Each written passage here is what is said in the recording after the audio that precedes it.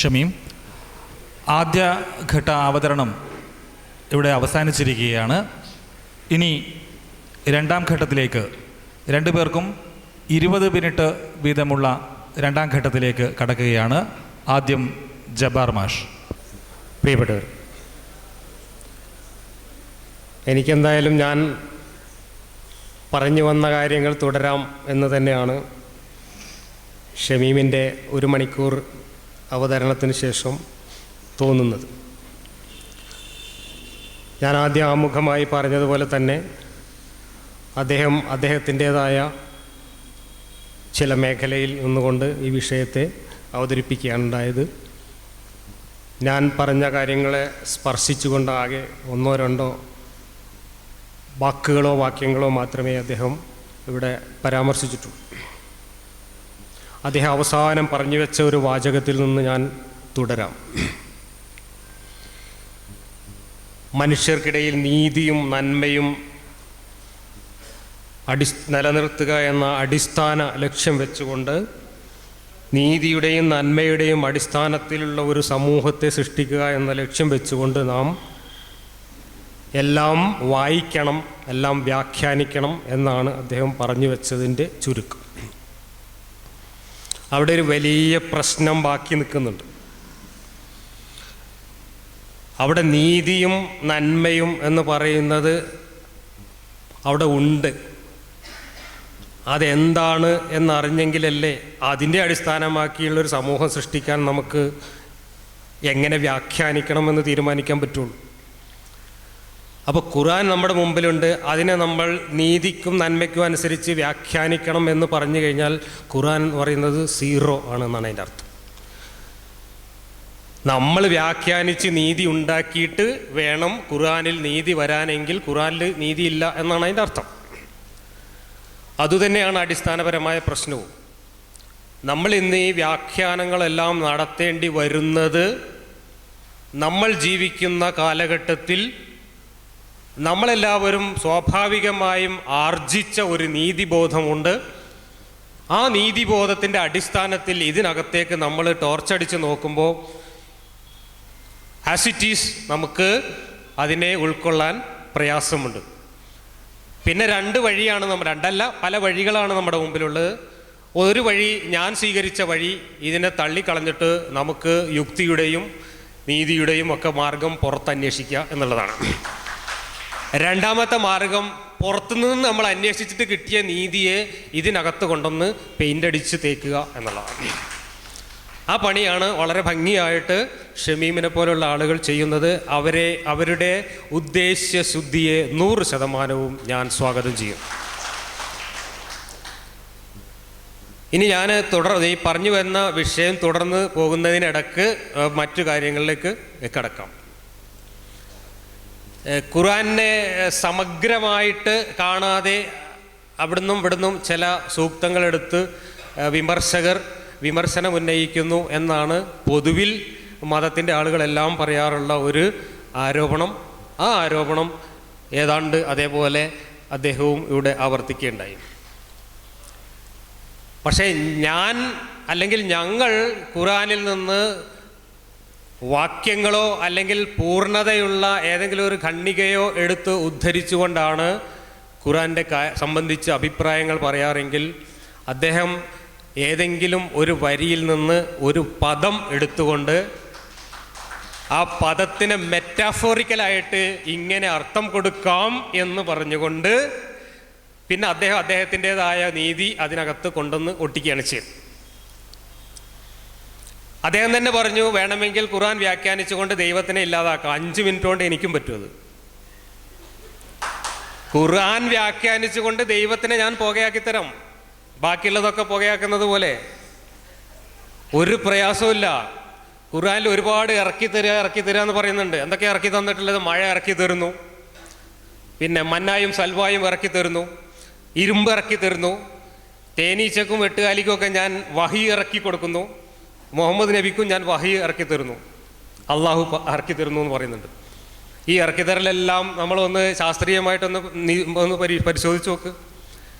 മഴ ഇറക്കി തരുന്നു, അള്ളാഹു മഴ ഇറക്കി തരുന്നു എന്ന് പറഞ്ഞാൽ എന്താ അതിൻ്റെ അർത്ഥം? ഇന്ന് 3ാം ക്ലാസ്സിലെ ശാസ്ത്രം പഠിച്ചിട്ടുള്ള ഒരു കുട്ടിയെ സംബന്ധിച്ചിടത്തോളം അള്ളാഹു മഴ ഇറക്കി തരുന്നു എന്ന് പറഞ്ഞാൽ ആരാണ് അള്ളാഹു? സമുദ്രത്തിലെ വെള്ളം, വായുവിൻ്റെ ഹ്യൂമിഡിറ്റി, താപനില, വെള്ളത്തിൻ്റെ അവസ്ഥാന്തരങ്ങൾ, അങ്ങനെ ഒരു 5-6 പ്രധാനപ്പെട്ട ഭൗതിക പ്രതിഭാസങ്ങൾ ചേർന്ന പ്രകൃതി വ്യവസ്ഥയുടെ പേരാണ് അള്ളാഹു. അപ്പോൾ പ്രകൃതി വ്യവസ്ഥയിൽ നിന്ന് ഈ മഴ വർഷിക്കുന്നു. ആകാശത്തു നിന്നല്ല മഴ പെയ്യുന്നത്, ഭൂമിയിൽ നിന്നാണ് മഴ പെയ്യുന്നത്. അപ്പോൾ ഭൂമിയിൽ നിന്ന് മഴ എങ്ങനെ ഉണ്ടാകുന്നു എന്ന് 3ാം ക്ലാസ്സിലെ ഒരു കുട്ടിക്ക് ഇന്ന് ശാസ്ത്രീയമായി വിശദീകരിക്കാൻ ഇന്ന് കഴിയുമെങ്കിൽ ഖുർആനിൽ പറയുന്നത് അള്ളാഹു ആകാശത്തു നിന്ന് ഇറക്കിത്തരുന്നു എന്നാണ്. അതേ അള്ളാഹു തന്നെയാണ് തേനീച്ചക്ക് ഞാൻ കൂടുണ്ടാക്കാൻ വഹി ഇറക്കി കൊടുത്തു എന്ന് പറയുന്നത്. തേനീച്ചക്ക് കൂടുണ്ടാക്കാൻ അള്ളാഹു എങ്ങനെയാണ് വഹി ഇറക്കി കൊടുത്തത്? തേനീച്ചയുടെ ജനിതക കിതാബിലാണ് ആ വഹിയുള്ളത്. ആ കിതാബിൽ നമ്മൾ ചെറിയൊരു മ്യൂട്ടേഷൻ വരുത്തി കഴിഞ്ഞാൽ, ജനിതകത്തിൽ ചെറിയൊരു മ്യൂട്ടേഷൻ വരുത്തിയാൽ കൂടുണ്ടാക്കൽ കൊളാവും. അപ്പോൾ തേനീച്ച എന്ന ജീവിയുടെ ജനിതക കോഡിൽ ഉൾപ്പെട്ടിട്ടുള്ള ഒരു ചെറിയ ജീനാണ് തേനീച്ചക്ക് കൂടുണ്ടാക്കാൻ സഹായകമായിട്ടുള്ള ഭൗതിക വസ്തുത. അതിനെയാണ് അള്ളാഹു വഹി ഇറക്കി കൊടുത്തു എന്ന് പറയും. അങ്ങനെയാണെങ്കിൽ മുഹമ്മദ് നബിക്ക് അള്ളാഹു വഹി ഇറക്കി കൊടുത്തു എന്ന് പറഞ്ഞാൽ എന്താ അതിൻ്റെ അർത്ഥം? മനുഷ്യവംശത്തിൻ്റെ തലച്ചോറ് രൂപപ്പെടുന്നതിനും തലച്ചോറിൽ നിന്ന് ചിന്തകൾ രൂപപ്പെടുന്നതിനും ആവശ്യമായിട്ടുള്ള ഭൗതിക സാഹചര്യങ്ങൾ ഇവിടെ ഉണ്ടായി. അള്ളാഹു പുകയായില്ലേ? അള്ളാഹിൻ്റെ വഹി പുകയായില്ലേ? അങ്ങനെയാണെങ്കിൽ മുഹമ്മദ് നബി വഹി എന്നും പറഞ്ഞിട്ട് ഇറക്കിയിട്ടുള്ള സാധനങ്ങൾ ആ കാലത്തെ ഗോത്ര സമൂഹത്തിൽ അദ്ദേഹത്തിൻ്റെ മനസ്സിൽ തോന്നിയ കാര്യങ്ങളാണ് എന്ന് ക്ലിയറായില്ലേ? മനസ്സിൽ തോന്നാൻ ഒരു മനസ്സുണ്ടായത് പ്രകൃതിയിൽ നിന്നാണ്. ആ അർത്ഥത്തിൽ മാത്രം അള്ളാഹുവിൻ്റെ വഹിയിറക്കൽ കണ്ടാൽ പോരെ. അള്ളാഹു എന്ന് പറയുന്നത് പ്രകൃതിയാണ്, പ്രപഞ്ചമാണ്, പ്രകൃതിയിലെ പദാർത്ഥ വ്യവസ്ഥയാണ്. അതിനപ്പുറത്ത് നിങ്ങളാരും വിചാരിച്ച മാതിരി ഇങ്ങനെ നമ്മൾ അങ്ങോട്ട് തിരിഞ്ഞാണ് മൂത്രമൊഴിക്കുന്നത് നോക്കിയിരിക്കുന്ന ഒരു കസേരയിട്ടിരിക്കുന്ന ഒരാളാണ് എന്ന ആ പഴയ അള്ളാഹുവിനെ നമുക്ക് ഇവിടുന്ന് അങ്ങോട്ട് ഒഴിവാക്കാം. അങ്ങനെയൊക്കെ നിങ്ങൾ ഒഴിവാക്കുകയാണെന്ന് വെച്ചാൽ ഞങ്ങൾ ഈ പണിയൊക്കെ നിർത്തും. ഞങ്ങൾക്ക് വേറെ എന്തെല്ലാം പണിയുണ്ട്. ഇവിടെ കസേരയിൽ ഇരിക്കുന്ന അള്ളാഹു ആ കസേരയിൽ ഇരിക്കുന്നിടത്തോളം കാലമേ ഞങ്ങൾ യുക്തിവാദം പറഞ്ഞു ഇവിടെ ഉണ്ടാവുകയുള്ളൂ. ഇങ്ങനെ നിങ്ങൾ വ്യാഖ്യാനിച്ച് പുകയാക്കുന്നവർ അള്ളാഹുവും അള്ളാഹുവിൻ്റെ കിതാബും ആണെങ്കിൽ പിന്നെ ഞങ്ങൾക്ക് വേറെ പണിയൊന്നുമില്ല. അതാ ഞാൻ പറഞ്ഞത്, ഷെമിയും വ്യാഖ്യാനിക്കുന്നത് പോലെ നമുക്ക് 5 മിനിറ്റ് കൊണ്ട് വ്യാഖ്യാനിച്ചിട്ട് ഇതെല്ലാം കൊളാക്കി തരാം. അതിനൊന്നും ഒരു പ്രയാസമില്ല. പക്ഷെ പ്രശ്നം അതല്ല. നീതിയും നന്മയും ഉള്ള ഒരു സമൂഹം സൃഷ്ടിക്കണം എന്നാണ് അദ്ദേഹം അവസാനം പറഞ്ഞത്. എന്താണ് നീതി, എന്താണ് നന്മ? അവിടെയാണ് മതം പ്രവർത്തിക്കുന്നത്. അവിടെ നമ്മുടെ യുക്തിക്കനുസരിച്ചോ അല്ലെങ്കിൽ നമ്മുടെ നമ്മുടെ നൈസർഗികമായിട്ടുള്ള നീതി ബോധത്തിനനുസരിച്ചോ നമുക്ക് ശരിയും തെറ്റും നിർണയിക്കാനുള്ള സ്വാതന്ത്ര്യമില്ല എന്നാണ് മൗദൂദി സാഹിബ് അടക്കമുള്ള മത നേതാക്കന്മാരെല്ലാം പറഞ്ഞിട്ടുള്ളത്. പിന്നെ എന്താ ചെയ്യേണ്ടത്? ഖുർആനിലെയും ഹദീസിലെയും അക്ഷരങ്ങളിലേക്ക് നോക്കുക. അവിടെ ഇന്നതൊക്കെ ശരി, ഇന്നതൊക്കെ തെറ്റെന്ന് പറഞ്ഞിട്ടുണ്ട്.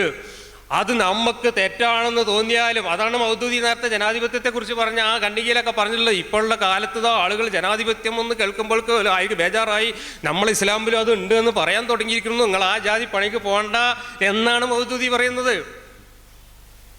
ഞാൻ മതേതരത്വം പറഞ്ഞാണ് അവസാനിപ്പിച്ചു പോയത്. മതേതരത്വം നീതിയാണോ അനീതിയാണോ ഷമീം പറഞ്ഞിട്ടില്ല. പക്ഷേ അദ്ദേഹം അവസാനം പറഞ്ഞ വാക്കിൻ്റെ അർത്ഥം ഉൾക്കൊണ്ടുകൊണ്ട് നമുക്ക് അദ്ദേഹം മതേതരത്വത്തിൻ്റെ പക്ഷത്താണ് എന്ന് സങ്കല്പിക്കാം. പക്ഷേ ഇസ്ലാമും ഖുർആനും മതേതരത്വത്തിൻ്റെ പക്ഷത്താണ് എന്ന് എങ്ങനെയാണ് നമ്മൾ വ്യാഖ്യാനിച്ചുണ്ടാക്കുക? ദൈവത്തിനുള്ളത് ദൈവത്തിന്, സീസർക്കുള്ളത് സീസർക്ക് എന്ന സിദ്ധാന്തം മറ്റേത് മതത്തിന് സ്വീകാര്യമായാലും ഇസ്ലാമിന് അതൊരു കാലത്തും ആയിരുന്നിട്ടില്ല. ഇത് പറയുന്നത് മൗദൂദിയല്ല, ഓ അബ്ദുറഹിമാനാണ്.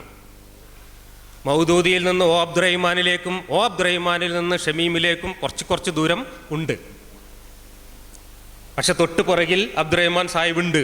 ആ അബ്ദുറഹിമാനാണ് ഇത് പറയുന്നത്. അദ്ദേഹത്തിൻ്റെ പുസ്തകത്തിൻ്റെ ചട്ടയാണത്. ഇനി ഇന്ത്യയെ പോലുള്ള ഒരു ബഹുമത സമൂഹത്തിൽ തൽക്കാലം നമുക്ക് ഭൂരിപക്ഷം കിട്ടുന്നത് വരെ നമുക്കിങ്ങനെ ഒരു നാട്യം എന്ന നിലക്ക് മതനിരപേക്ഷതയോടും ജനാധിപത്യത്തോടും സഹകരിച്ചു പോകാം, നമുക്ക് ഭൂരിപക്ഷവും അധികാരവും കിട്ടിയാൽ നമുക്ക് നമ്മുടെ തനിക്കുണം കാണിക്കാം എന്ന് പച്ചയായിട്ട് ഈ പുസ്തകത്തിൽ അബ്ദുറഹ്മാൻ സാഹിബ് പറയുന്നുണ്ട്. അബ്ദുറഹ്മാൻ സാഹിബ് മൗദൂദിയെ പരിചയപ്പെടുത്തുന്നത് എങ്ങനെയാണെന്ന് നോക്കൂ, വാചകം വായിച്ചു നോക്കൂ. എന്താണ്? ബ്രിട്ടീഷ് ഇന്ത്യയിൽ ഇംഗ്ലീഷ് സംസ്കാരത്തിൻ്റെയും വിദ്യാഭ്യാസത്തിൻ്റെയും മായിക വലയത്തിൽപ്പെട്ട ഒരു കൂട്ടം മുസ്ലിം ബുദ്ധിജീവികൾ ഇസ്ലാമിനെ സെക്യുലറൈസ് ചെയ്യാൻ പെടാപ്പാടുപെട്ടപ്പോൾ മൗലാന സയ്യിദ് അബുൽ അഅ്ല മൗദൂദി ശക്തമായ തൻ്റെ തൂലികയുമായി രംഗപ്രവേശം ചെയ്ത് ഇസ്ലാമിൽ രാഷ്ട്രീയമോ സാമ്പത്തികമോ സാമൂഹികമോ ആയ വ്യവസ്ഥകൾ ഇല്ലെന്ന് സ്ഥാപിക്കാനും ഇസ്ലാമിൻ്റെ സിവിൽ ക്രിമിനൽ നിയമങ്ങളെ അന്യഥാ വ്യാഖ്യാനിക്കാനും ജിഹാദിനെ നിരായുധീകരിക്കാനും സാഹസപ്പെട്ട ഭീരുക്കൾക്കെതിരെ അദ്ദേഹം ആഞ്ഞടിച്ചു. ആരാ പറയുന്നത്? മൗദൂദിയെ പരിചയപ്പെടുത്തിക്കൊണ്ട് അബ്ദുറഹ്മാൻ സാഹിബ് പറയുന്നതാണ്. ഭീരുക്കൾ എന്ന് ആരെയാണ് വിളിക്കുന്നത്? ഇസ്ലാമിൽ ജനാധിപത്യമുണ്ട് എന്ന് വാദിക്കാൻ ശ്രമിക്കുന്നവരെയാണ് വിളിക്കുന്നത്. മൗദൂദി നേരിട്ട് ഇങ്ങനെയുള്ള വ്യാഖ്യാനക്കാരെ എങ്ങനെയാണ് മൗദൂദി പരിഹസിക്കുന്നത് നോക്കൂ. ചിലർ ഇസ്ലാം ഒരു ജനാധിപത്യ വ്യവസ്ഥിതിയാണ്. ഇന്ന് ധാരാളം കേട്ടുകൊണ്ടിരിക്കുന്ന ഒരു വാക്കാണിത്. കഴിഞ്ഞ ശതകത്തിൻ്റെ അന്ത്യഘട്ടം മുതൽ ഇത് അടിക്കടി ആവർത്തിക്കപ്പെടുന്നുണ്ട്. ഞാൻ മുഴുവൻ വായിക്കുന്നില്ല. ചിലർ ഇസ്ലാമിക സംഘടനാ വ്യവസ്ഥയുടെ ചില ബാഹ്യരൂപങ്ങൾ കണ്ടിട്ട് അതിന്മേൽ ജനാധിപത്യം എന്ന പേരൊട്ടിച്ചു. അധികം ആളുകളുടെയും മനോഗതി മറ്റൊന്നാണ്.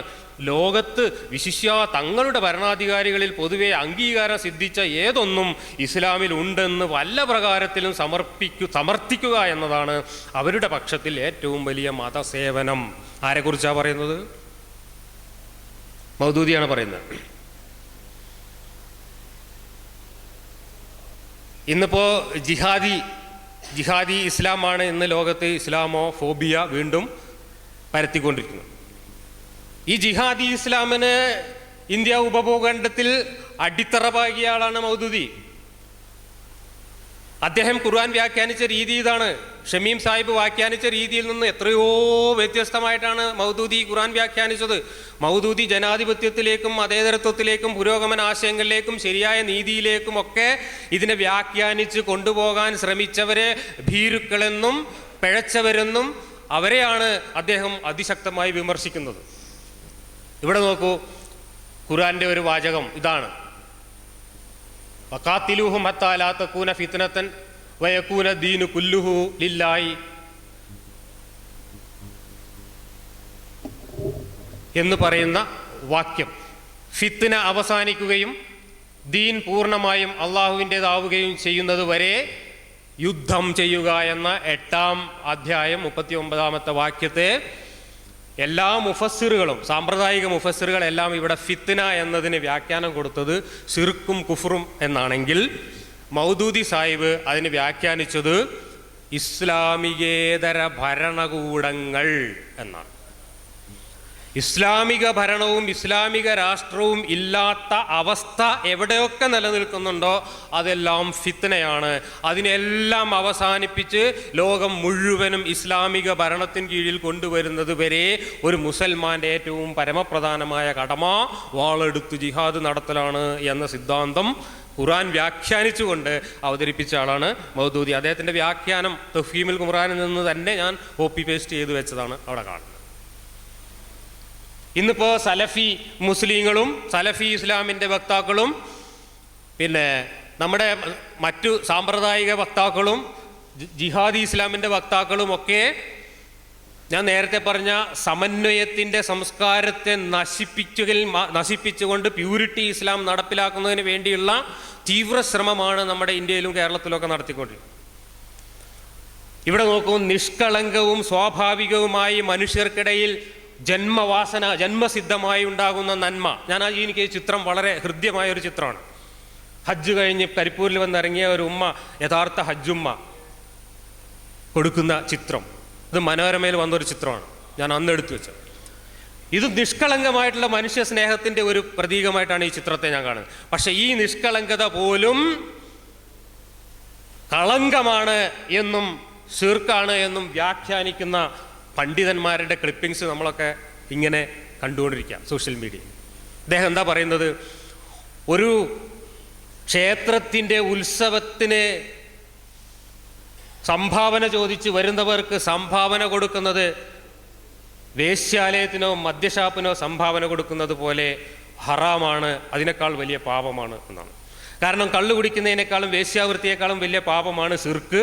ആ ശിർക്കിന് കൂട്ടുനിൽക്കലാണ് ഒരു ക്ഷേത്രത്തിൽ നിന്ന് സംഭാവന ചോദിച്ച് വന്നാൽ കൊടുക്കുന്നത്.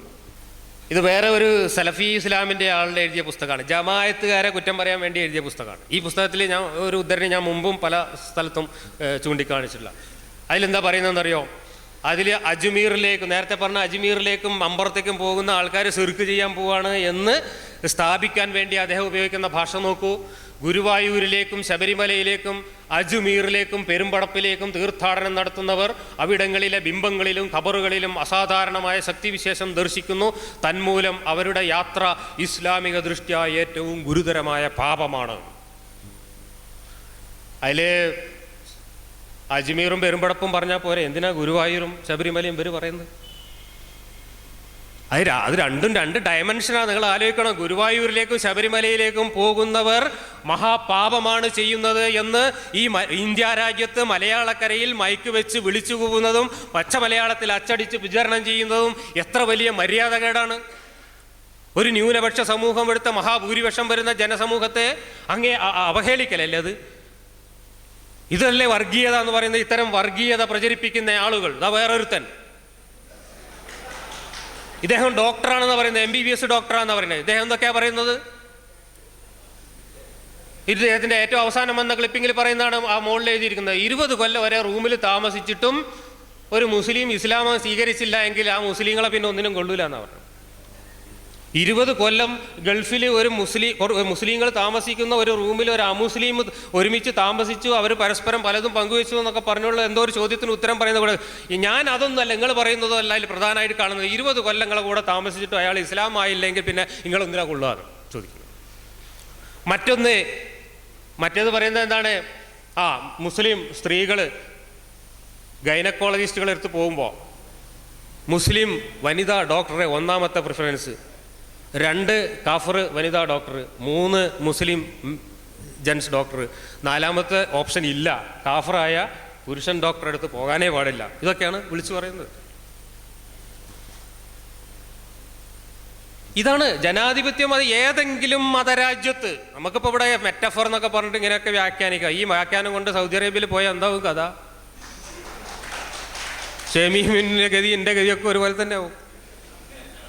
സൗദി അറേബ്യയിൽ പോകണ്ട, ബംഗ്ലാദേശിലോ പാകിസ്ഥാനിലോ പോയിട്ട് പറഞ്ഞാലും പോലും ഇതാണ് സ്ഥിതി. ജനാധിപത്യം ഉണ്ടോ? മതേതരത്വം ഉണ്ടോ? സൗദിയിൽ ഇപ്പം അടുത്ത് വന്നൊരു പത്രവാർത്തയാണ്, കുട്ടികളെ സ്കൂൾ ബാഗിൻ്റെ മുകളിൽ കുരിശുണ്ട് എന്ന് പറഞ്ഞിട്ട് അതിന് നിരോധനം ഏർപ്പെടുത്തി. അവിടെ കുരിശ് കാണാൻ പാടില്ല. ഗൾഫിൽ യുദ്ധം നടക്കുന്ന സമയത്ത് അവിടെ റെഡ് ക്രോസ് സൊസൈറ്റിയുടെ ആളുകൾ ആതുര സേവനത്തിന് വണ്ടിയും കൊണ്ടുവന്നപ്പോൾ ആ വണ്ടിമേലൊക്കെ കരിയടിച്ചു കുരിശ് കണ്ടിട്ട്. റോമിൽ പണ്ട് ഒരു മുസ്ലിം പള്ളി പണിതു. സൗദി അറേബ്യയിലെ രാജാക്കന്മാർ പൈസ കൊടുത്തിട്ട് റോമിലെ മുസ്ലിം പള്ളിയുടെ ഉദ്ഘാടനത്തിന് അവിടുത്തെ കർദിനാളന്മാരും ബിഷപ്പുമാരും ഒക്കെ വന്നു. ഈ ലോഹയുടെ മുകളിൽ കുരിശൊക്കെ തൂക്കി വന്ന് ആശംസ പറഞ്ഞു പോയി. ഇവിടുന്ന് രാജാക്കന്മാരും സൗദിയിലെ പണ്ഡിതന്മാരും ഒക്കെ പോയി. അതിൻ്റെ ഫോട്ടോ സഹിതം അറബി പത്രത്തിൽ വാർത്ത വന്നു. ആ വാർത്ത വന്നപ്പോൾ ആ സ്റ്റേജിലിരിക്കുന്ന ആളുകളുടെ ഫോട്ടോയിൽ ആ നെഞ്ചത്ത് ലോഹേൻ്റെ മുകളിലൊക്കെ കരിയടിച്ചിരുന്നു. അതിൻ്റെ കോപ്പി എനിക്ക് അവിടുന്ന് ഒരാൾ അയച്ചു തന്നതാണ്. പകരം മക്കത്തൊരു ചർച്ച ഉണ്ടാക്കല്ലേ വേണ്ടത്?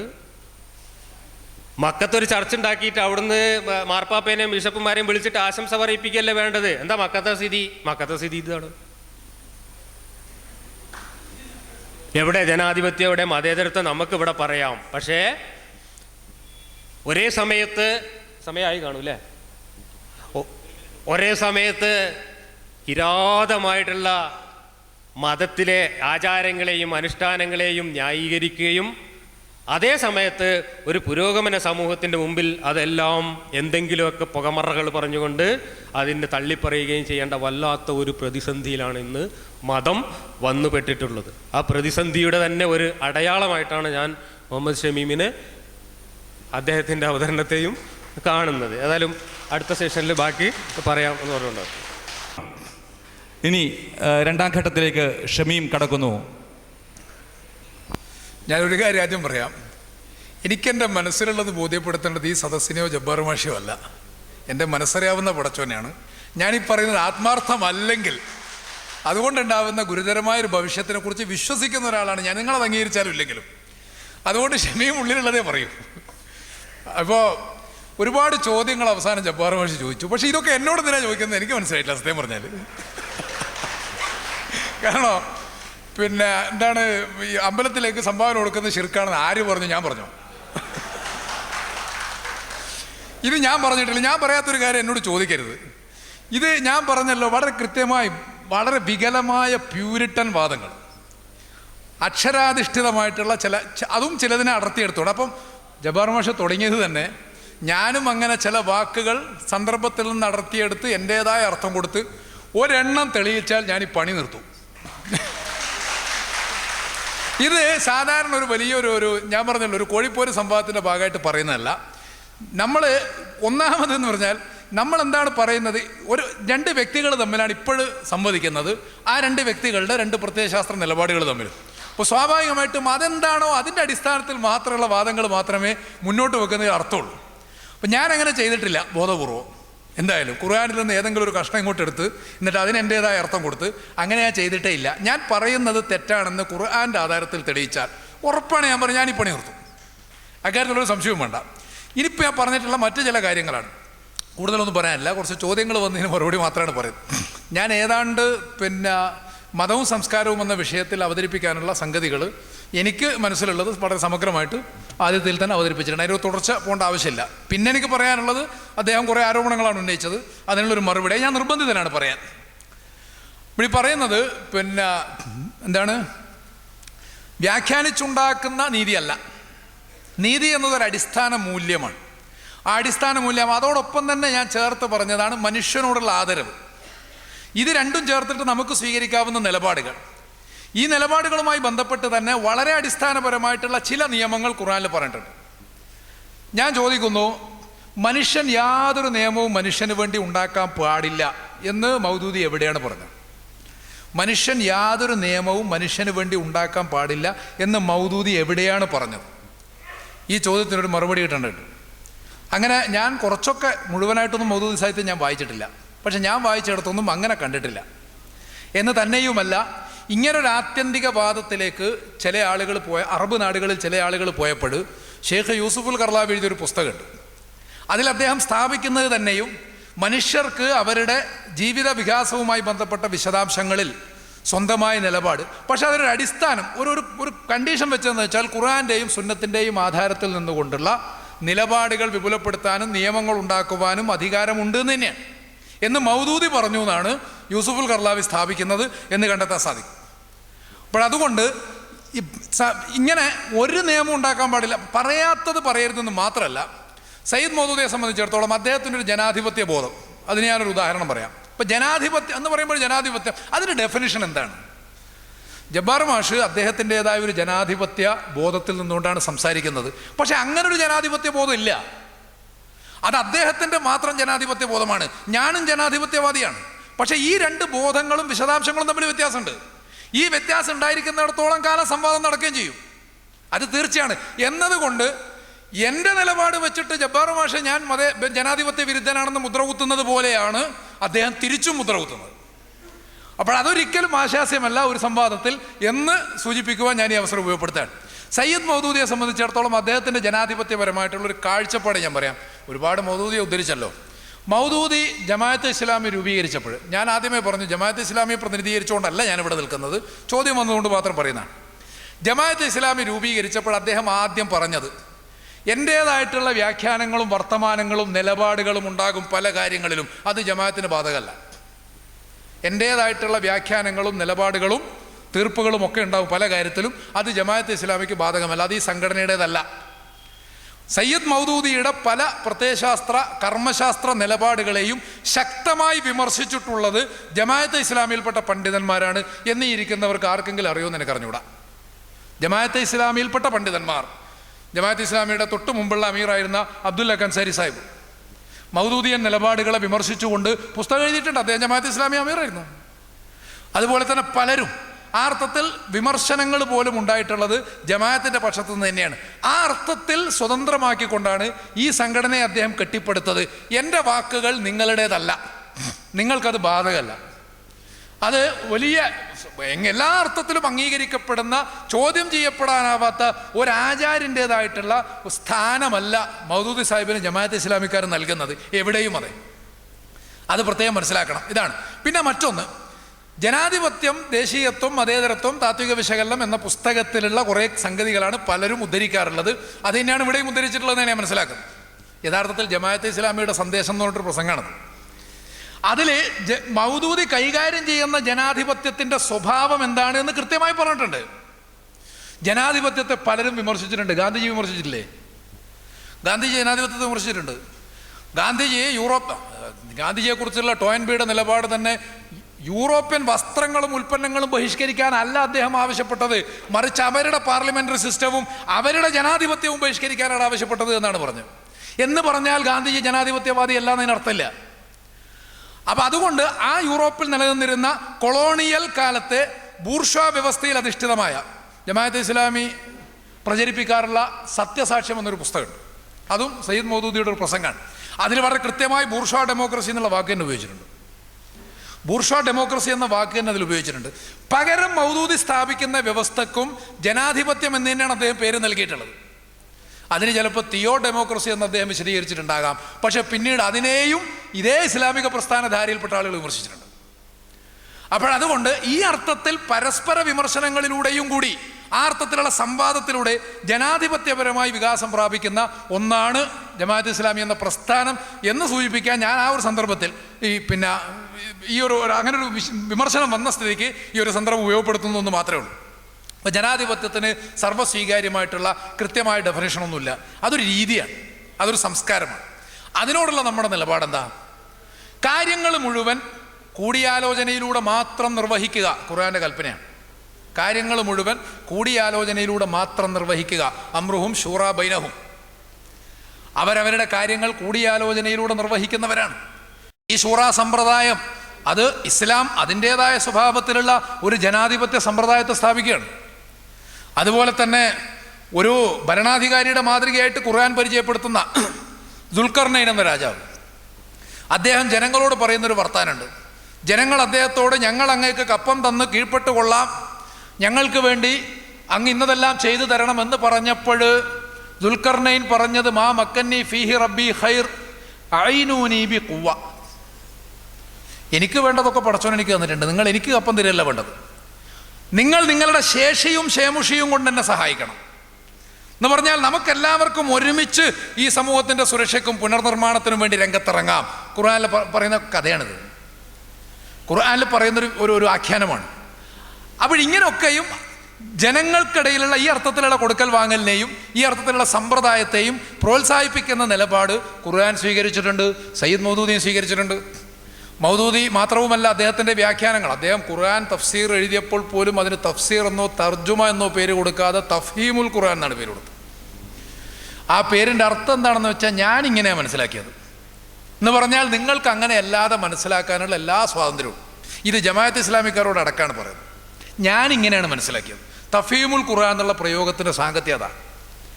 ഞാനിങ്ങനെയാണ് മനസ്സിലാക്കിയത്, അതുകൊണ്ട് നിങ്ങൾക്ക് അങ്ങനെ അല്ലാതെ മനസ്സിലാക്കാനുള്ള എല്ലാ സ്വാതന്ത്ര്യമുണ്ട്, എല്ലാ അവകാശവും. അപ്പോൾ ഈ അർത്ഥത്തിൽ ഇങ്ങനൊക്കെ ഇതൊക്കെ വെച്ചുകൊണ്ട് വേണം മനസ്സിലാക്കണം. അതുപോലെ വേറൊന്ന്, ഈ എന്താ പറയുക, ഫിത്ന അവസാനിക്കുന്നത് വരെ അനിസ്ലാമിക രാജ്യം, ഇസ്ലാമികേതര രാജ്യം, ഇവിടെ പ്രശ്നം എന്താണെന്നറിയോ? ഇപ്പം നേരത്തെ പറഞ്ഞ അജ്മീർ, ഗുരുവായൂർ ഇസ്ലാമിക ദൃഷ്ട്യാ പാപമാണ് ആണല്ലോ. ആ പാപം നിങ്ങളാരും ചെയ്യേണ്ടെന്ന് നമ്മൾ പറഞ്ഞിട്ടില്ല, നിങ്ങൾക്കത് പുണ്യമാകരുതെന്ന് നമ്മൾ പറഞ്ഞിട്ടില്ല. വ്യത്യാസം അതാണ്. ഇസ്ലാമിക ദൃഷ്ട്യാ അത് തെറ്റാണ്, കാരണം ഇസ്ലാമിന് ഒരു മത കാഴ്ചപ്പാടുണ്ട്, അതുകൊണ്ട് അതിനെതിരാണ്. ഇത് പറയാതിരിക്കുന്നത് എങ്ങനെ? ഇത് പറയാതിരുന്നാലേ കുഴപ്പം. ഇത് പറയേണ്ടതുണ്ട്. ഇവിടെ ആരോപിക്കുന്നത് എന്താണെന്ന് വെച്ചാൽ ഉള്ളിലൊന്ന് വെച്ചിട്ട് പുറത്ത് വേറൊന്ന് പറയുന്നത്, അങ്ങനെ ഒരു പ്രശ്നമേ ഇല്ല. അത് കൃത്യമാണ്, അത് ഇസ്ലാമിക ദൃഷ്ട്യാ പാപമാണ്. കൃത്യമായി പറയുന്നത് ഇസ്ലാമിക ദൃഷ്ട്യാ പാപമാണ്. അതല്ലാത്ത ദൃഷ്ടികളുണ്ടാവാം, അങ്ങനെയാണല്ലോ, എല്ലാ കാര്യത്തിലും അങ്ങനെയാണല്ലോ. അതുപോലെ ഇസ്ലാമികേതര രാഷ്ട്രങ്ങളെന്ന് പറയുമ്പോൾ ഇസ്ലാം ഒരു രാഷ്ട്രീയ വ്യവസ്ഥയും കൂടിയാണ് എന്നാണ് മനസ്സിലാക്കുന്നത്. അപ്പോൾ സ്വാഭാവികമായിട്ടും അതല്ലാത്ത നിലപാടുകൾ, ഒരു ബൂർഷ്വാ സമ്പദ് വ്യവസ്ഥിതിയെക്കുറിച്ച് കമ്മ്യൂണിസ്റ്റുകാരുടെ നിലപാടെന്തായിരിക്കും? അത് തെറ്റാണ്, മനുഷ്യവിരുദ്ധമാണ് എന്ന് അയാൾ രണ്ടാമതൊന്നും ആലോചിക്കാതെ പറയും. ഒരു ബൂർഷ്വാ സമ്പദ് വ്യവസ്ഥയെക്കുറിച്ച്, ഒരു ബൂർഷ്വാ രാഷ്ട്രീയ വ്യവസ്ഥയെക്കുറിച്ച് വളരെ കൃത്യമാണ്. അതെന്താ അയാളുടെ ഒരു കടുംപിടുത്തമായിട്ട് നമ്മൾ വ്യാഖ്യാനിക്കില്ലല്ലോ. അയാളുടെ നിലപാടുണ്ട്. അതുപോലെ ഇതുമായി ബന്ധപ്പെട്ട ഒരു രാഷ്ട്രീയ നിലപാടുണ്ട്, വളരെ കൃത്യമായി തന്നെ ഒരു മത നിലപാടുണ്ട്. ഈ നിലപാടിൻ്റെ അപ്പുറത്തുള്ളത് ഇതല്ലാത്തതാണ് എന്നേ പറയുന്നുള്ളൂ. ഇതല്ലാത്തത് വേറെ ആരും അംഗീകരിച്ചുകൂടാ എന്ന് പറഞ്ഞിട്ടുണ്ടെങ്കിൽ അത് പ്രശ്നമാണ്. അവിടെ വർഗീയത വരും, തെറ്റ് വരും, ഒക്കെ വരും. എന്നാൽ അതോടൊപ്പം തന്നെ അങ്ങനെ ചെയ്യുന്നവരുമായി സ്വീകരിക്കേണ്ട നിലപാടെന്താണ്? ഈ നിലപാട് പറയുമ്പോഴാണ് കുറേ സലഫി എന്ന് അദ്ദേഹം പറഞ്ഞതുകൊണ്ട് ഞാൻ ആ മേഖലയിലേക്ക് പോകാൻ ബാധ്യസ്ഥനല്ല. കാരണം ഞാൻ എൻ്റെ അവതരണത്തിൽ തന്നെ പറഞ്ഞു, പ്യൂരിറ്റൻ സലഫി വ്യാഖ്യാനങ്ങളെയും അക്ഷര വായനകളെയും ഞാൻ അംഗീകരിക്കുന്നില്ല. ഞാൻ അംഗീകരിക്കുന്ന തലത്തിൽ നിന്നുകൊണ്ട് മാത്രമേ എന്നോട് ചോദ്യങ്ങൾ ചോദിക്കൂ. ഇതാണ് അതിൻ്റെ പ്രശ്നം. ഒരുപക്ഷെ അദ്ദേഹം എന്നോട് ചോദ്യം ചോദിക്കുക എന്നുള്ളത് ഉദ്ദേശിച്ചിട്ടില്ലായിരിക്കാം, എന്നിരുന്നാൽ പോലും. അപ്പം ഞാൻ പറഞ്ഞത്, നീതി എന്ന് പറഞ്ഞാൽ അത് വ്യാഖ്യാനിച്ചുണ്ടാക്കുന്ന നീതിയല്ല.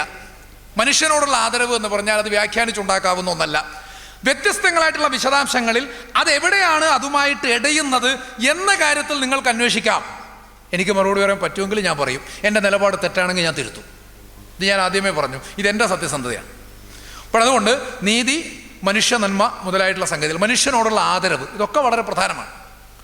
നമ്മുടെ സംസ്കാരത്തെക്കുറിച്ചും അതുമായി ബന്ധപ്പെട്ട ധാർമ്മികതയെക്കുറിച്ചും പറയുമ്പോൾ ആ ധാർമ്മികത, മനുഷ്യൻ്റെ ഒരു എന്താ പറയുക, ധാർമ്മികമായിട്ടുള്ള ബാധ്യത, അതോടൊപ്പം മനുഷ്യൻ്റെ ഒരു മോറൽ അക്കൗണ്ടബിലിറ്റി മുതലായിട്ടുള്ള സംഗതികളെ സംബന്ധിച്ച് വളരെ കൃത്യമായ മാർഗദർശനം തരികയാണ് വേദഗ്രന്ഥം ചെയ്യുന്നത് എന്ന് കണ്ടെത്താൻ സാധിക്കും. അതിലെവിടെയാണ് വ്യാഖ്യാനങ്ങൾക്ക് പഴുതുള്ളത്? അപ്പോൾ അതിനെ അതായിട്ട് കാണുക, അതുപോലെ എൻ്റെ സംസാരത്തെ എൻ്റെ സംസാരമായിട്ട് കാണുക, എൻ്റെ നിലപാടിനെ എൻ്റെ നിലപാടായിട്ട് കാണുക, ആ അർത്ഥത്തിൽ മാത്രം സംവദിക്കുക എന്നുള്ളത് മാത്രമേ കൂടുതൽ ആരോഗ്യപ്രദമാവുകയുള്ളൂ എന്ന് സൂചിപ്പിക്കാൻ. വിഷയത്തിൻ്റെ ഒരു തുടർച്ച എന്ന നിലക്ക് 20 മിനിറ്റ് പൂർത്തിയാക്കാനും മാത്രമൊന്നും ഞാൻ ഉദ്ദേശിക്കുന്നില്ല. കാരണം ആ വിഷയം എന്ന നിലക്ക് സമഗ്രമായിട്ട് അത് ഞാനവിടെ പറഞ്ഞിട്ടുണ്ട്. ഏതായിരുന്നാലും ഇനിയും നിങ്ങളുടെ ചോദ്യങ്ങൾക്കൊക്കെ മറുപടി പറയേണ്ടി വരും. ഞാൻ പറഞ്ഞല്ലോ, അറിയാവുന്നതിന് പറയും. എല്ലാവർക്കും ഒരിക്കൽ കൂടി നന്ദി പറഞ്ഞുകൊണ്ട് ഞാൻ അവസാനിപ്പിക്കാം. അവസാനത്തേതും മൂന്നാമത്തേതും അവസാനത്തേതുമായ ഘട്ടം 10 മിനിറ്റ് വീതമാണ് രണ്ടുപേർക്കുമുള്ളത്. അത് കഴിഞ്ഞ് അരമണിക്കൂർ വീതമുള്ള ചോദ്യോത്തര സെഷൻ. ചോദ്യം എഴുതാനുള്ള പേപ്പർ സംഘാടകർ നിങ്ങൾക്ക് തന്നിട്ടുണ്ടാവും. ആ പേപ്പറിൽ ചോദ്യങ്ങൾ എഴുതി കഴിഞ്ഞ് സംഘാടകരെ തന്നെ തിരിച്ചേൽപ്പിക്കേണ്ടതാണ്. സംഘാടകർ ആ ചോദ്യം ഇവിടെ കൊണ്ടുവന്ന് തരുന്നതായിരിക്കും. മൂന്നാം ഘട്ടത്തിലേക്ക് കടക്കുന്നു. ജബ്ബാർ മാഷ്. 10 മിനിറ്റ് സമയമുള്ളൂ. ഞാൻ തയ്യാറാക്കിയ കാര്യങ്ങൾ അവതരിപ്പിക്കണേ ഇനി 1 മണിക്കൂറെങ്കിലും വേണ്ടി വരും. എന്തായാലും ഞാൻ അതിന് മുതിരുന്നില്ല. ഈ വ്യാഖ്യാനങ്ങൾ കൊണ്ട് നമ്മളിങ്ങനെ അഭ്യാസം കാണിക്കേണ്ടി വരുന്നത് അതല്ലാതെ നിലനിൽക്കാൻ കഴിയാത്ത അവസ്ഥയിൽ മതം എത്തിയിരിക്കുന്നു എന്നതുകൊണ്ട് തന്നെയാണ്. അത് ആ തിരിച്ചറിവിൽ നിന്ന് തന്നെയാണ്. ഇങ്ങനെ ഓരോ കാലഘട്ടത്തിലും ഓരോ വ്യക്തികൾക്കും അവരവർക്ക് ഇഷ്ടമുള്ള രീതിയിൽ ഓരോ പദങ്ങളും വാക്യങ്ങളും എടുത്ത് വ്യാഖ്യാനിച്ച് ആ കാലഘട്ടത്തിൻ്റെ നീതിക്കനുസരിച്ച് ആക്കിത്തീർക്കാൻ വേണ്ടിയാണെങ്കിൽ പ്രപഞ്ച സൃഷ്ടാവായ ദൈവം ലോകാവസാനം വരേക്കുള്ളത് എന്നും പറഞ്ഞ് അങ്ങനെ ഒരു കിതാബ് ഇറക്കിത്തരേണ്ട യാതൊരാവശ്യമില്ല. മാത്രമല്ല, ഇന്ന് നമുക്ക് നീതിയും നന്മയും നടപ്പിലാക്കി സന്തോഷത്തോടു കൂടി ഈ ഭൂമിയിൽ ജീവിക്കാനാണെങ്കിൽ അങ്ങനെ ഒരു കിതാബിലേക്ക് നമ്മൾ കണ്ണും നട്ട് വെറുതെ കണ്ണിൽ എണ്ണയൊഴിച്ച് വ്യാഖ്യാനിച്ച് ബുദ്ധിമുട്ടി കഷ്ടപ്പെടേണ്ട കാര്യമില്ല. നമുക്ക് നമ്മുടെ സാമാന്യ യുക്തിബോധം ഉപയോഗിച്ച് തന്നെ മനുഷ്യൻ നിർദ്ധാരണം ചെയ്യേണ്ടതായ എല്ലാ പ്രശ്നങ്ങളും നിർദ്ധാരണം ചെയ്യാൻ മനുഷ്യർക്ക് സാധിക്കും. ഞാൻ മൗദൂദിയുടെ ജനാധിപത്യത്തെക്കുറിച്ചുള്ള വിശദീകരണത്തിൻ്റെ വിശദാംശങ്ങളൊന്നും പറയാതിരുന്നത് എന്തുകൊണ്ടാണ് വെച്ചാൽ ഇവിടെ ഏറെക്കുറെ എല്ലാവർക്കും അറിയാമെന്നുള്ളത് കൊണ്ടാണ്.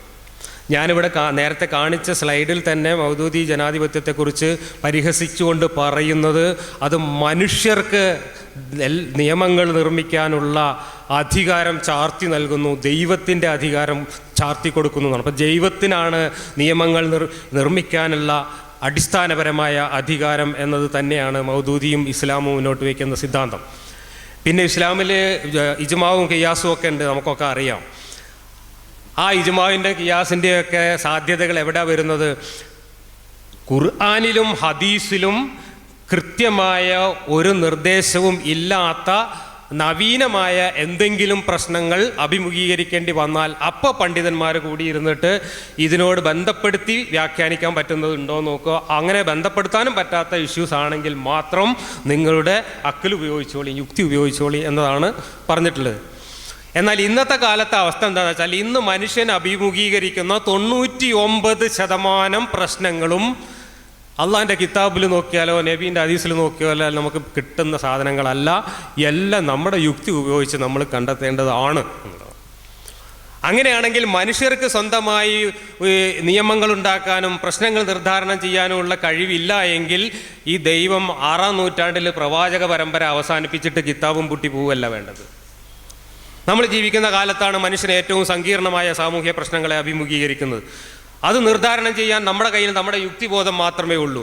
ആ യുക്തിബോധം ഇതിനൊന്നും പര്യാപ്തമല്ല എങ്കിൽ ദൈവം ഇപ്പോഴാണ് പ്രവാചകന്മാരെ അയക്കണേ. ഇന്ന പോലത്തെ ആൾക്കാരൊക്കെ ഇല്ലേ? അല്ലെങ്കിൽ ഷമീമിനെ പോലുള്ള ആൾക്കാരില്ലേ? ദൈവം എന്തിനാ ഈ പ്രവാചക പണിയൊക്കെ നിർത്തി ജിബ്രീലിന് പെൻഷൻ കൊടുത്ത പരിപാടി അവസാനിപ്പിച്ചത്? അങ്ങനെയല്ലല്ലോ. 6-ാം നൂറ്റാണ്ടിലെ ഒരു ഗോത്ര മനുഷ്യൻ്റെ ജീവിത പ്രശ്നങ്ങൾ മാത്രം ചർച്ച ചെയ്യുന്ന വളരെ പ്രാകൃതമായിട്ടുള്ള ഒരു നിയമപുസ്തകം, ഒരു കർമ്മശാസ്ത്ര പുസ്തകം നമ്മുടെ മുമ്പിൽ ഇട്ട് വെച്ച് തന്നിട്ട് നമ്മൾ അതിൽ വ്യാഖ്യാനം കൊണ്ട് ബുദ്ധിമുട്ടി കഷ്ടപ്പെട്ട് സർക്കസ് കളിക്കേണ്ട ഗതികേട് എങ്ങനെ ദൈവം എന്തിനുണ്ടാക്കൂ? ഇല്ല. ഇതാണ് അവസ്ഥ. മതം മരണശയ്യയിലാണ്. 1000 കൊല്ലം മുമ്പെങ്കിലും കുഴിച്ചു മൂടപ്പെടേണ്ടിയിരുന്ന അത്രമാത്രം പ്രാകൃതവും അപരിഷ്കൃതവുമായ കാലഹരണപ്പെട്ട മതത്തെ ഇന്ന് നമ്മൾ അതിൻ്റെ ICUവിൽ വ്യാഖ്യാനങ്ങൾ കൊണ്ട് ഓക്സിജൻ വ്യാഖ്യാന ഫാക്ടറികളിൽ നിന്ന് ഉൽപ്പാദിപ്പിക്കുന്ന ഓക്സിജൻ കൊണ്ട് മാത്രം അതിൻ്റെ ചക്രശ്വാസം നിലനിർത്തുകയാണ്. ഇയാളെ ഇനി പ്ലാസ്റ്റിക് സർജറി നടത്തണോ എന്നുള്ളതാണ് എൻ്റെ ചോദ്യം. ഇയാളുടെ മുടി ഇനി ഗോദ്രേജ് വെച്ച് തേക്കണോ? ഇയാൾക്ക് ഇനി സ്വർണ്ണപ്പല്ല് വെച്ച് കൊടുക്കണോ? ഇയാൾ ഇനി കോളേജ് കുമാരൻ്റെ വേഷമൊക്കെ ഇട്ടിട്ട് നമ്മൾ സിനിമയിൽ അഭിനയിക്കാൻ വിടണോ? വേണ്ട. അയാളിപ്പോൾ ഇടങ്ങേറാവുകയാണ് അവിടെ കിടന്ന്. അയാളെ യൂത്തനേഷ്യ കൊടുത്ത് വിടണം. യൂത്തനേഷ്യ എന്ന് പറഞ്ഞാൽ ദയാവധം. ആ കോയിലും കെട്ട് ഊരിയിട്ട് മരിക്കാൻ വിടണം എന്നുള്ളതാണ് നമുക്ക് പറയുന്നത്. അത്രമാത്രം കാലഹരണപ്പെട്ട് കഴിഞ്ഞിരിക്കുന്നു. ഇതിനെ നീ റീസൈക്കിൾ ചെയ്യാൻ അതിനകത്തൊന്നും ബാക്കിയില്ലാത്ത വിധിയിൽ ഇപ്പം റീസൈക്കിൾ ചെയ്യാൻ വേണ്ടി ഉപയോഗിക്കുന്ന തന്ത്രങ്ങളാണ്. ഇതിലിപ്പോൾ മുഹമ്മദ് ഷമീം എടുത്തിട്ടുള്ള തന്ത്രം മെറ്റഫോർ എന്നുള്ള തന്ത്രമാണ്. എങ്ങനെയാണ് ഖുർആനിലെ എല്ലാ കാര്യങ്ങളും ഈ മെറ്റഫോറിൻ്റെ വ്യാഖ്യാനത്തിൽ കൊണ്ടുവരാൻ എനിക്കറിയില്ല. എല്ലാം ഒരുപാട് തന്ത്രങ്ങൾ ഉപയോഗിച്ചുകൊണ്ട്. അതുപോലെ മുഹമ്മദ് നബി പറഞ്ഞ ഒരു നല്ല ഹദീസ് ഈ കാലത്ത് ഉദ്ധരിക്കാനില്ലാത്തതുകൊണ്ട് ഇല്ലാത്ത ഹദീസ് വ്യാജരേഖയായിട്ടടക്കം അവതരിപ്പിച്ചുകൊണ്ടാണ് സോളിഡാരിറ്റിക്കാരും SIOക്കാരും ഇവിടെ മതപ്രചരണം നടത്തുന്നത്. തെളിവെൻ്റെ കയ്യിലുണ്ട്. ധാർമ്മികതയെക്കുറിച്ച് ഒരു മുമ്പ് ഇവിടെ ഒരു ക്യാമ്പയിൻ നടത്തി കുറച്ച് വർഷങ്ങൾക്ക് മുമ്പ്. ആ ക്യാമ്പയിൻ്റെ ഭാഗമായിട്ട് അവരൊരു ലഘുലേഖ അച്ചടിച്ചിരുന്നു. ആ ലഘുലേഖയിലുണ്ട് 1-ാം നമ്പർ ഒരു ഹദീസ്. ഞാനത് വായിച്ചപ്പോൾ കണ്ണു തള്ളിപ്പോയി. ഇങ്ങനെയൊക്കെ നബി പറഞ്ഞിട്ടുണ്ടോ? എന്നിട്ട് ഞാൻ ആ ഹദീസിൻ്റെ ഉറവിടം അന്വേഷിച്ച് അതിൻ്റെ റെഫറൻസ് കിട്ടാൻ വേണ്ടിയിട്ട് ഞാൻ നിരവധി തവണ ഇവരുടെ ഓഫീസിലേക്ക് വിളിച്ചു. ആ നോട്ടീസ് തയ്യാറാക്കിയ ആളെ കണ്ടുപിടിച്ചു. അയാളെ നേരിട്ട് പിടിച്ചു. കത്തുകൾ എഴുതി. അബ്ദുറഹ്മാൻ്റെ ചോദ്യോത്തരത്തിലേക്ക് കാർഡുകൾ അയച്ചു. ഇങ്ങനെ ഞാൻ എൻ്റെ പഠിച്ച 18 പറ്റിയിട്ടും ആ ഹദീസിൻ്റെ നമ്പറോ കിതാബിൻ്റെ പേരോ അവർ തന്നില്ല. വ്യാജമായിരുന്നു. നോക്കണം, നിങ്ങളൊരു മതത്തിൻ്റെ ഗതികേട്. ഈ കാലത്ത് മനുഷ്യനോട് പറയാൻ പറ്റിയ ഒരു ഹദീസ് ഇല്ലാഞ്ഞിട്ട് സ്വന്തമായി ഹദീസ് ഉണ്ടാക്കേണ്ട ഗതികേട് ഒരു മതത്തിന് വന്നു പറഞ്ഞാൽ ആ മതം ദൈവത്തിൻ്റെ മതമാണെന്നുള്ളതിന് പിന്നെ വേറെ എന്ത് തെളിവാണ് വേണ്ടത്? മുർത്തദിനെ കൊല്ലുന്നതിനെ കുറിച്ച് അബ്ദുറഹ്മാൻ പറഞ്ഞതിൽ നിന്ന് വളരെ വ്യത്യസ്തമായിട്ടുള്ള വ്യാഖ്യാനമാണ് ഇവിടെ ഷമീം അവതരിപ്പിക്കുന്നത്. ഷമീം അങ്ങനെയുള്ള അർത്ഥങ്ങളൊന്നും കൊടുക്കാൻ പാടില്ല എന്നാണ് വ്യാഖ്യാനിക്കുന്നത്. പക്ഷേ അബ്ദുറഹ്മാൻ അങ്ങനെയൊന്നും അല്ല പറഞ്ഞത്. ഇനി ഇങ്ങനെ വ്യാഖ്യാനിക്കുന്നവരെ കുറിച്ചുള്ള ഒരു മുന്നറിയിപ്പും കൂടെ ഞാനിതാ ഒരു ഹദീസിൽ കൂടെ തരാം. സമയം കഴിയുന്നതുകൊണ്ട് ഞാൻ അവസാനിപ്പിക്കാം. അലി പറയുന്നു, തിരുമേനി അരുളുന്നത് ഞാൻ കേട്ടിട്ടുണ്ട്. അവസാന കാലത്ത് ബുദ്ധിക്ക് പക്വത പ്രാപിച്ചിട്ടില്ലാത്ത ചില ചെറുപ്പക്കാർ വരും. ഏറ്റവും ഉത്തമമായ വാക്കുകളാണ് അവർ പറയുക. അമ്പ് മൃഗത്തിൻ്റെ ശരീരം തുളച്ചു പോകും പോലെ അവർ ഇസ്ലാമിൽ നിന്ന് പുറത്തു പോകും. അവരുടെ ഈമാൻ അവരുടെ തൊണ്ടക്കപ്പുറം കടക്കുകയില്ല. അവരെ നിങ്ങൾ എവിടെ വെച്ച് കണ്ടാലും കൊന്നുകളയുക. അവരെ കൊല്ലുന്നവർക്ക് പുനരുദ്ധാന നാളിൽ പുണ്യം ഉറപ്പാണ്. ISIക്കാർ ഇത് വായിച്ചിട്ടുണ്ടെങ്കിൽ എനിക്കും ഷമീമിനൊക്കെ ഒരേ ഗതിയാ.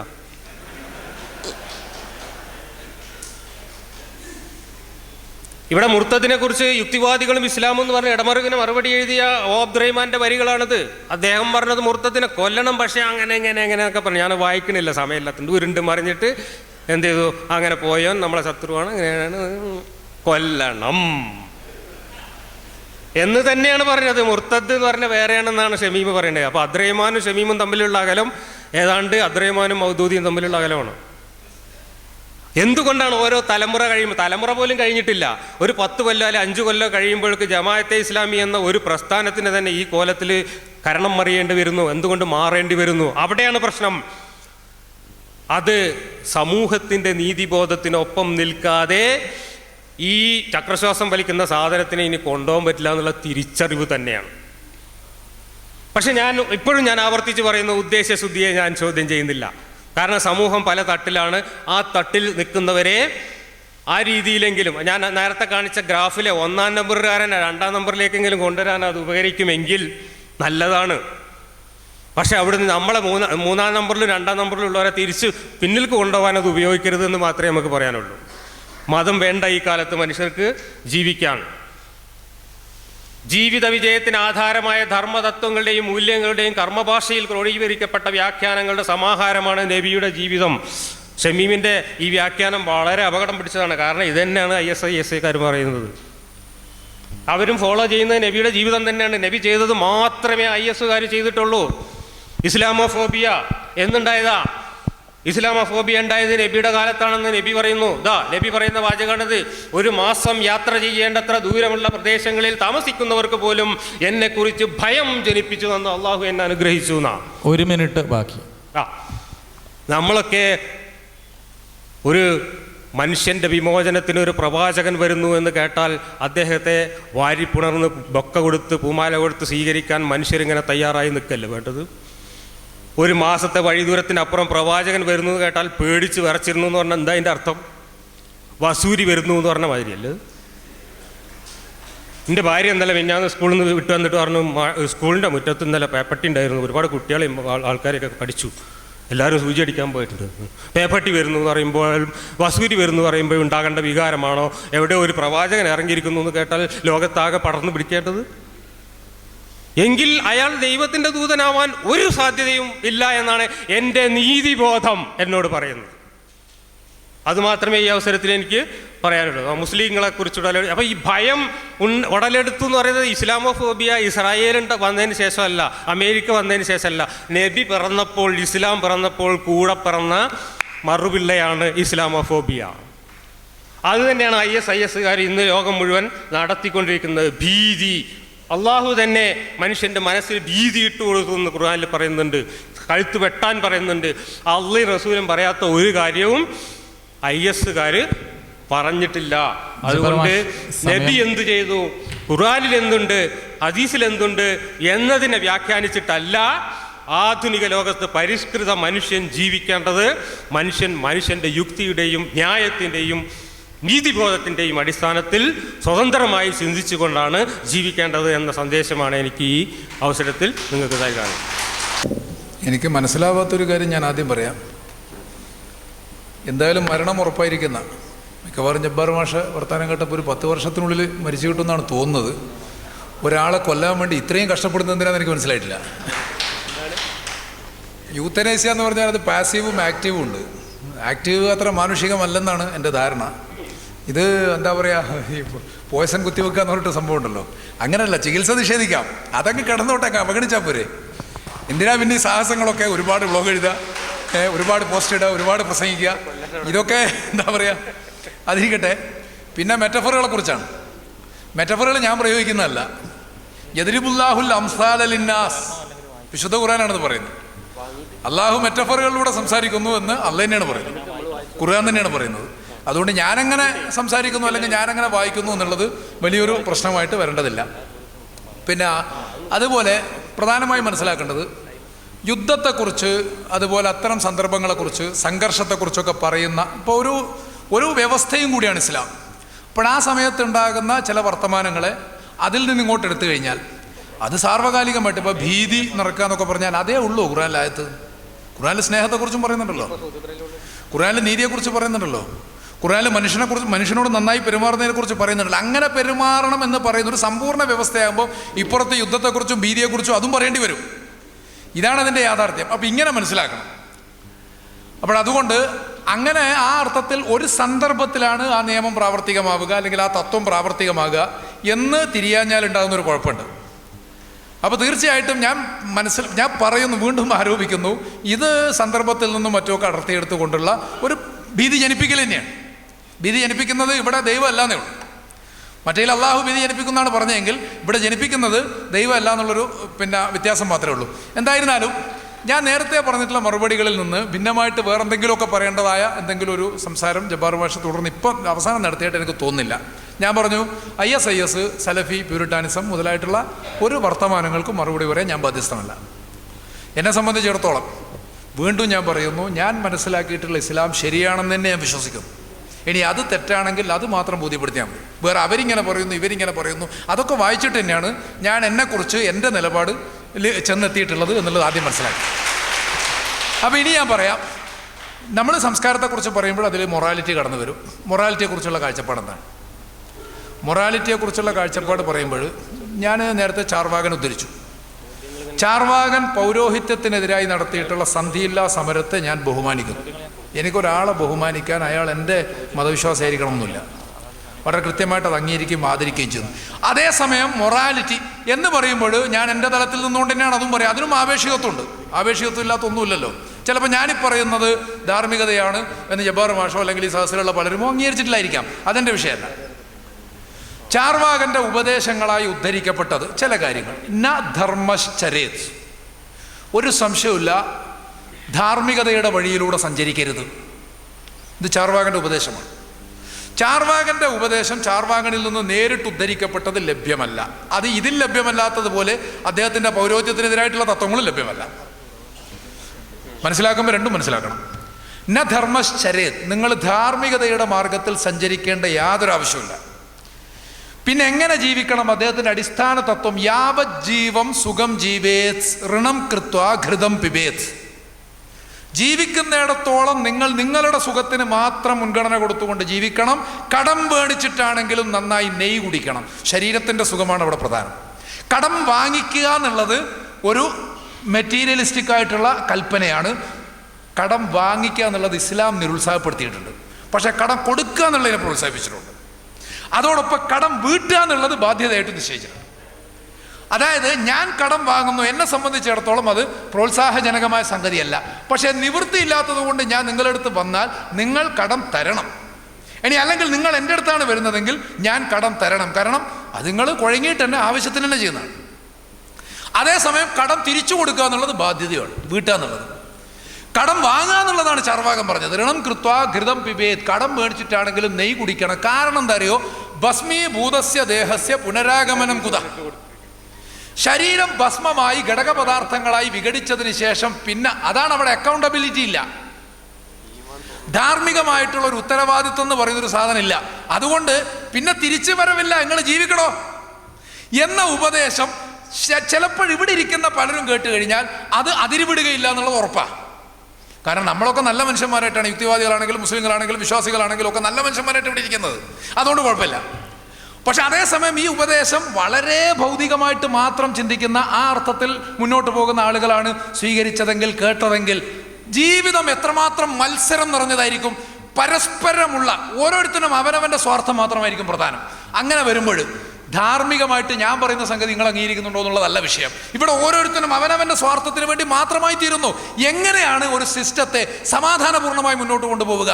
ഇവിടെ ISISന്റെ വാളോ ബോംബോ ഒന്നും വേണ്ട, അല്ലാതെ ലോകം നശിക്കും. ഈ ഒരു നിലപാടാണ് മനുഷ്യർ സ്വീകരിക്കുന്നതെങ്കിൽ ഇതിൻ്റെ വിശദാംശങ്ങൾ അദ്ദേഹം വേറെയും പറഞ്ഞിട്ടുണ്ട്. അക്ഷയർ ദിവ്യാസ്, നന്നായിട്ട് ചൂത് കളിക്കണം, നന്നായിട്ട് ചൂത് കളിക്കണം. ദീനുൽ ഇസ്ലാമിൽ ചൂതുകളി ഹറാമാണ്. വീണ്ടും പറയുന്നു ദിവ്യപ്രമാദ ദർശനം ച, നല്ല മൊഞ്ചുള്ള പെണ്ണുങ്ങളെ കണ്ടാൽ നിർത്താതെ നോക്കണം എന്നാണ്, കണ്ണെടുക്കാതെ നോക്കണം എന്നാണ് ചാർവാകന്റെ ഉപദേശമാണ്. തുടർന്ന് അദ്ദേഹം പറയുന്ന മത്ത കാമിന്യ സേവ്യ, കള്ളുകുടിച്ച് മത്ത് പിടിച്ച പെണ്ണുങ്ങളുടെ കൂടെ രമിക്കണം എന്നാണ്. ഇതൊക്കെ ഒരുപക്ഷെ അന്ന് നിലനിന്ന് ഇപ്പോൾ പിന്നെ ഡെവിൾ വർഷിപ്പ് പോലും ഉണ്ടായിട്ടുള്ളത് അന്നത്തെ പൗരോഹിത്യത്തിനെതിരായിട്ടുള്ള പ്രതിഷേധം കൊണ്ടാണ്. അങ്ങനെയൊക്കെയുള്ള കാരണങ്ങളുണ്ടാവാം, അതിനൊന്നും ഞാൻ നിഷേധിക്കുന്നില്ല. പക്ഷെ വളരെ ഭൗതികമായി മാത്രം മനുഷ്യനെ കാണുമ്പോൾ എങ്ങനെയാണ് മനുഷ്യരെ മുഴുവൻ ഒന്നായി കാണുന്ന പരസ്പര ബന്ധമുള്ള, ഞാൻ റിലീജിയൻ പറഞ്ഞു തുടങ്ങിയത് നിങ്ങൾ ഓർമ്മിക്കുക, ആ തത്വത്തിനെതിരായിട്ട് ഒന്നും സ്വീകരിക്കേണ്ടതില്ല. അപ്പം യഥാർത്ഥത്തിൽ അതിനെതിരായിട്ട് മനുഷ്യൻ അവനവൻ്റെ സ്വാർത്ഥത്തിൽ മാത്രം നിലകൊള്ളുന്ന ഒരു സിസ്റ്റം എങ്ങനെയാണ് ഒരു സംസ്കാരത്തെ പടുത്തുയർത്തുക എന്നതിനെക്കുറിച്ച് ആലോചിക്കേണ്ടതാണ്. വിശ്വാസം എന്തോ ആവട്ടെ, ആ പരസ്പര ആദരവ്, ആ ആദരവ് ഉണ്ടാകണമെങ്കിൽ, അത് നിലനിൽക്കണമെങ്കിൽ തീർച്ചയായിട്ടും നമ്മൾ വിശ്വസിക്കുന്നത് തെറ്റാവാം, അതിനെ യുക്തിഭദ്രമായിട്ട് ചോദ്യം ചെയ്യുകയും ചെയ്യാം, അതിലൊന്നും നമ്മൾ എതിര് പറയുന്നില്ല. പക്ഷെ നമ്മൾ വിശ്വസിക്കുന്നത് വളരെ കൃത്യമായി ഒബ്ജക്റ്റീവ് മോറൽ വാല്യൂസ് എന്ന് പറഞ്ഞിട്ടൊരു സാധനമുണ്ട്. അപ്പോൾ അത് കൃത്യമായിട്ട് നിർണ്ണയിക്കപ്പെടണം. എന്താണ് മോറൽ വാല്യൂസ് എന്ന് പറയുമ്പോൾ മാറ്റത്തിന് വിധേയമല്ലാത്തതല്ല അതിൻ്റെ വിശദാംശങ്ങളും, എന്നാലും ചില അടിസ്ഥാന മൂല്യങ്ങളുണ്ട്. ഇതിൻ്റെ ആധാരത്തിൽ വരുന്ന ഒബ്ജക്റ്റീവ് മോറൽ ഡ്യൂട്ടീസ് ഉണ്ട്. എനിക്കെൻ്റെ മാതാപിതാക്കളോട് ഇപ്പം നിയമം കൊണ്ടുവരികയാണ്. ശരിക്കും പറഞ്ഞാൽ ഇത് മതത്തിൻ്റെ സ്വാധീനമാണോ? മതവിശ്വാസികൾ ചെയ്യുന്നുണ്ടാവാം, പക്ഷെ ഭൗതികതയുടെ സ്വാധീനമാണ്. മതവിശ്വാസികൾ എന്ന് പറഞ്ഞാൽ ചിലപ്പോൾ പിന്നെ കുംഭമേളക്കൊക്കെ പോയിട്ടാണ് പിന്നെ അച്ഛനമ്മമാരെ ഉപേക്ഷിക്കാറുള്ളത് എന്നൊക്കെ പത്രത്തിൽ വായിച്ചിട്ടുണ്ട്. മതചടങ്ങുകളെ തന്നെ അതിന് നിമിത്തമാക്കി തീർക്കുന്നത് അവൻ്റെ മതബോധം കൊണ്ടോ അല്ലെങ്കിൽ ദൈവബോധം കൊണ്ടോ ആണോ? ഈ ചെയ്യുന്നതിന് പടച്ചവൻ്റെ അടുത്ത് മറുപടി പറയേണ്ടി വരും എന്നാണ് അവൻ്റെ വിശ്വാസമെങ്കിൽ അവൻ ഒരിക്കലും അത് ചെയ്യില്ല. അപ്പോൾ സ്വാഭാവികമായിട്ടും അതിൽ നിന്ന് വിട്ടുകൊണ്ടുള്ള ഒരു ഭൗതിക സ്വാർത്ഥത, അവൻ്റെ സുഖം, യാവത് ജീവം സുഖം ജീവേത്, ജീവിക്കുന്നിടത്തോളം സുഖമായിട്ട്, അതിനിടയിൽ മാതാപിതാക്കളെ തടസ്സമാണെങ്കിൽ ഒഴിവാക്കി തന്നെ. എന്തുകൊണ്ടാണ് ഇപ്പോൾ നിയമങ്ങൾ ഉണ്ടാക്കേണ്ടി വന്നത്? മാതാപിതാക്കളെ നോക്കാൻ വേണ്ടി നിയമം ഉണ്ടാക്കേണ്ടി വന്നത് എന്തുകൊണ്ടാണ്? അപ്പം അപ്പറയുന്ന മോറൽ ഡ്യൂട്ടീസിനെ കുറിച്ചുള്ള ശരിയായ ബോധം, ഞാൻ നേരത്തെ ഫിത്രയെക്കുറിച്ച് പറഞ്ഞു, എന്നിനെ കുറിച്ച് പറഞ്ഞു, ഇതെല്ലാം തന്നെ മനുഷ്യനെ ഓർമ്മിപ്പിക്കുന്നത് അതാണ്. എടോ, നീ കുട്ടി വീഴാൻ പോകുമ്പോൾ നിന്റെ മനസ്സിൽ ആദ്യം വരുന്ന ചിന്ത അതാണെങ്കിൽ അതാണ് അത് നീ ചെയ്യണം എന്ന ഉപദേശം. അത് വേറെ എവിടുന്ന് കുത്തിച്ചെലുത്തല്ല, വേറെ അവകാശവാദങ്ങളൊന്നും നമ്മൾ ഉന്നയിക്കുന്നില്ല. അതോടൊപ്പം തന്നെ മോറൽ അക്കൗണ്ടബിലിറ്റി എന്ന് പറയുന്നൊരു സാധനം. ഇത് ഞാൻ ചെയ്തിട്ടില്ലെങ്കിൽ എന്താ? ഇതൊക്കെ ചിലപ്പോൾ പറയും, അങ്ങനെയും മനുഷ്യന് നന്നായി ജീവിക്കുക എന്നുള്ളതല്ല, ഈ നന്മ നിലനിർത്തുക എന്നുള്ളതിനുള്ള കൃത്യമായ അടിസ്ഥാനങ്ങളും ആധാരങ്ങളുമാണ് പരിചയപ്പെടുത്തുന്നത്, പറയുന്നത് എന്നാണ് മനസ്സിലാക്കേണ്ടത്. അപ്പോഴതുകൊണ്ട് ആ ആധാരത്തിൽ നിന്നുകൊണ്ട് മാത്രം ദർശനത്തെ സമീപിക്കുക, ദർശനത്തെ ദർശനമായി സമീപിക്കുക. ഇസ്ലാം ഒരു രാഷ്ട്രീയ പ്രത്യയശാസ്ത്രമാണ്. അന്നിലക്ക് ഇസ്ലാം അല്ലാത്ത രാഷ്ട്രീയ പ്രത്യയശാസ്ത്രങ്ങളോട് വിയോജിപ്പുണ്ട്. അതുണ്ടാവണം, അല്ലെങ്കിൽ എങ്ങനെ ഇസ്ലാം ഒരു രാഷ്ട്രീയ പ്രത്യയശാസ്ത്രമാവുക? ഇസ്ലാം ഒരു മതമാണ്. അന്നിലക്ക് അതിന് വിരുദ്ധമായിട്ടുള്ള മതങ്ങളോട് വിയോജിപ്പുണ്ട്. ആ വിയോജിപ്പുകൾ സൈദ്ധാന്തികമാണ്, സമാധാനപൂർണ്ണമാണ്, പ്രബോധനപരമാണ്. ക്ഷമിയും, 1 മിനിറ്റ് ബാക്കി. ഓക്കെ, കഴിഞ്ഞോ? 1 മിനിറ്റ്. യുദ്ധത്തിൻ്റെതായ സന്ദർഭങ്ങളിൽ വരുന്നത് എല്ലാ കാലത്തേക്കും ഉള്ളതല്ല. യുദ്ധത്തിന് ഇസ്ലാമിന് നിലപാടുണ്ട്. ചിലപ്പോൾ ആ നിലപാടിനെ മറികടക്കാൻ നിർബന്ധിതമാകുന്ന തരത്തിലുള്ള അവസരങ്ങളുണ്ടാവും. ആ അവസരങ്ങളും നമ്മൾ പഠിപ്പിക്കപ്പെട്ടിട്ടുണ്ട്. ഇപ്പോൾ ഹദീസുകൾ വായിക്കുമ്പോഴും പ്രമാണങ്ങൾ വായിക്കുമ്പോൾ കൃത്യമായിട്ട് മനസ്സിലാക്കേണ്ടത്, പലതും തള്ളപ്പെടേണ്ടതാണെന്ന് പറഞ്ഞത് ഞാനല്ല. ഹദീസുകളെ വിശകലനം ചെയ്യുമ്പോൾ തന്നെ പറഞ്ഞിട്ടുണ്ട്, ഖുർആന് നിരക്കാത്തതും മനുഷ്യൻ്റെ സ്ഥാപിതമായ അറിവിന്, ബോധ്യത്തിന്, യുക്തിക്ക് നിരക്കാത്തതുമായ ഒരു ഹദീസും ഹദീസല്ല. അത് വ്യാജമായി ഉദ്ധരിക്കപ്പെട്ടതാണ്, ഞാൻ പറഞ്ഞതല്ല. ഇത് ഹദീസ് വിജ്ഞാനീയത്തിലെ ഒന്നാമത്തെ തത്വമാണ്. അതുമാത്രമല്ല, ഇനി പിന്നെ ഇമാം അഹമ്മദ് ബിൻ ഹംബലിൻ്റെ ഒരു ഉദ്ധരണിയുണ്ട്. അദ്ദേഹം പറയുന്നത് 3 കാര്യങ്ങളിൽ ഏതാണ്ട് പാതിയും അവിശ്വസിക്കണം എന്നാണ്. ഒന്ന് ചരിത്രം, രണ്ടാമത്തത് തഫ്സീർ, ഖുർആൻ്റെ വ്യാഖ്യാനങ്ങൾ എന്ന പേരിൽ പ്രചരിക്കപ്പെടുന്നത്, മൂന്നാമത്തത് സ്വപ്നവുമായി ബന്ധപ്പെട്ട വർത്തമാനങ്ങൾ. പാതിയും വർജിക്കണമെന്നാണ്. അപ്പം ചില പ്രമാണങ്ങളെ ആ അടിസ്ഥാനത്തിൽ ഒരു നിലപാടിൽ നിന്നുകൊണ്ട് നിരീക്ഷിക്കുക, വിശകലനം ചെയ്യുക എന്നുള്ളത് അതും ഇസ്ലാമിൻ്റെ ഒരു അടിസ്ഥാനമാണ് എന്ന് മാത്രം തിരിച്ചറിയുക. നിങ്ങൾക്ക് എല്ലാവർക്കും നന്ദി.